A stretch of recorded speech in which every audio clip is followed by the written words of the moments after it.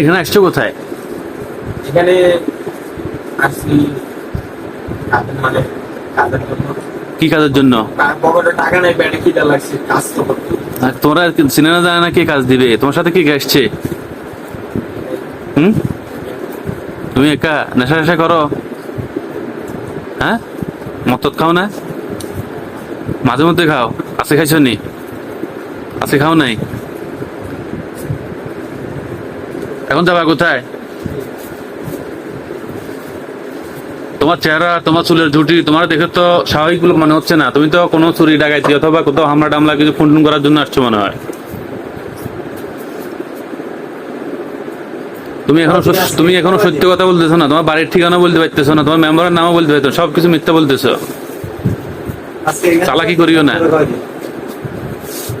সত্যি করে বলো, কারে কি উদ্দেশ্য নিয়ে আসছো?